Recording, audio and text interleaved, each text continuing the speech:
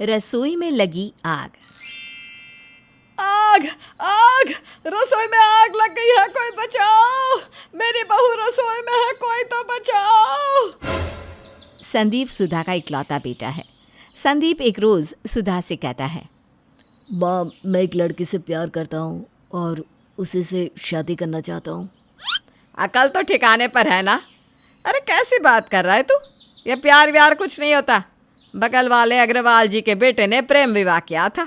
हाल देख रहे हो ना, आज बहू घर छोड़कर चली गई है। मेरे घर में इन सब का नाम भी मत लेना। अरे ज़रूरी थोड़ी ना है माँ कि सबकी कहानी एक जैसी हो। वैसे तो अरेंज मैरिज भी कितनों की नहीं चलती। अरे दिमाग मत खा। इस घर में मेरी ही पसंद की लड़की आएगी। किसी दूसरे जात की लड़की मेरे घर में पैर भी नहीं रख सकती। ठीक है, तो मेरा भी फैसला सुन लो। आएगी तो वही आएगी इस घर में। संदीप और सुधा दोनों अपने अपने जिद में अड़े रहते हैं। दिन बीतते जाते हैं। संदीप की उम्र भी शादी के लिए ज़्यादा हो जाती है और एक दिन संदीप प्रीति से कोर्ट मैरिज करके उसे सुधा के सामने लाकर खड़ा कर देता है। माँ, यह है तुम्हारी बहू और मेरी पत्नी प्रीति। ये तेरी पत्नी होगी, लेकिन इस घर की बहू कभी नहीं बन सकती। जिस तरह से लाए हो उसी तरह से इसे वापस भेज दो। तभी प्रीति कहती है, मम्मी जी, ज़्यादा होशियारी अगर की ना आपने तो पूरे घर के साथ जेल की चक्की पीसती नजर आएंगी। फिर दिखाइएगा ये अकड़ जेल में। सुधा डर जाती है और मन में सोचती है, अगर इस आवारा लड़की ने केस कर दिया तो हम तो कहीं के नहीं रहेंगे। स्नेहा की शादी कैसे होगी? मुझे इस लड़की को अपने घर में आने ही देना पड़ेगा। सुधा प्रीति को आशीर्वाद देती है और प्रीति बहू के रूप में सुधा के घर आ जाती है। अगले दिन प्रीति खाना बनाती है और सब बहुत ही शौक से उसका बनाया खाना खाते हैं। बहू, खाना तो बहुत टेस्टी बना है। होटल जाने की ज़रूरत नहीं पड़ेगी अब संदीप को। हाँ पापा, भले ही भाभी अपनी जात की नहीं है, लेकिन उन्हें अपने तौर तरीके सब पता है। वैसे खाना ना बहुत अच्छा बना है। एक दिन मैं भी अपनी कुछ सहेलियों को घर बुलवाऊंगी। उन्हें भी भैया की शादी की पार्टी चाहिए। हाँ हाँ दीदी, क्यों नहीं, जब बोलोगी मैं खाना तैयार कर दूंगी। सुधा प्रीति को मुंह दिखाए के साथ साथ पहली रसोई का नेक भी देती है। दिन बीतने लगते हैं।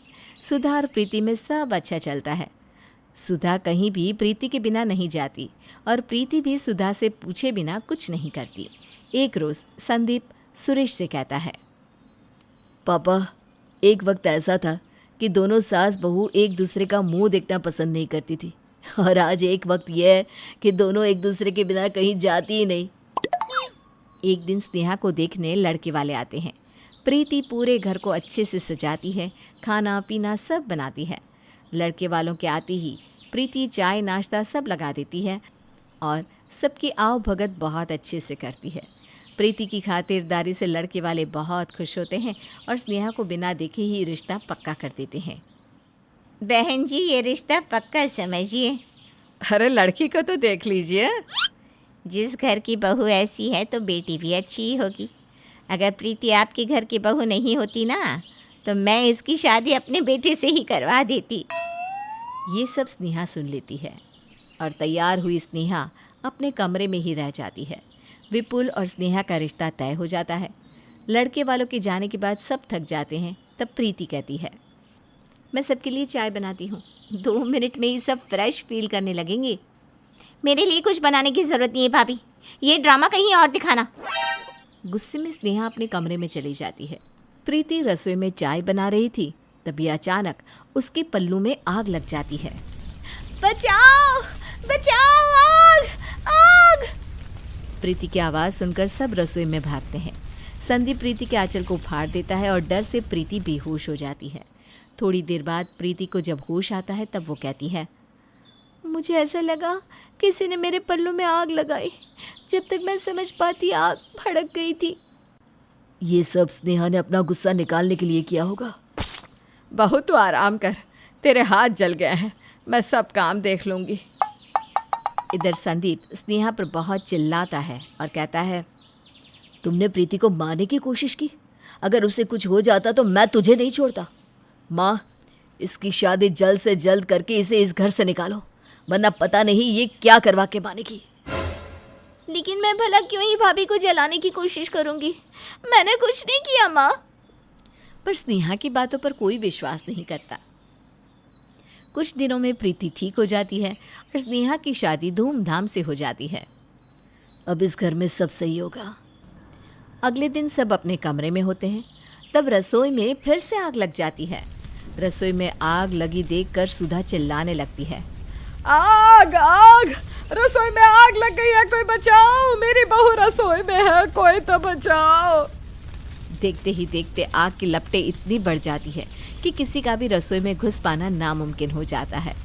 सुधा की आवाज़ से अगल बगल के लोग भी वहाँ आ जाते हैं और सभी बाल्टी भर के पानी मारने लगते हैं। अब क्या होगा, मेरी एक ही बहू थी जो आग के हवाले चली गई। संदीप अपने होश खो बैठता है और रोते हुए रसोई में घुसने लगता है। प्रीति, प्रीति, मैं तुम्हें कुछ नहीं होने दूंगा। दिमाग तो ठिकाना है ना इसका? अरे इतनी आग में तुम भी जल जाओगे। अच्छा हुआ घर में सिलेंडर नहीं था, नहीं तो तुम सबके तो चिथड़े उड़ जाते। दमकल आता है और आग बुझ जाती है। प्रीति की जली हुई साड़ी को हाथ में लेकर सुधा रोते हुए कहती है, बहू तू हमें छोड़कर क्यों चली गई? ऐसा भी तो हो सकता है कि आपकी बहू कहीं बाहर हो। यहाँ कोई जली हुई बॉडी तो दिख नहीं रही।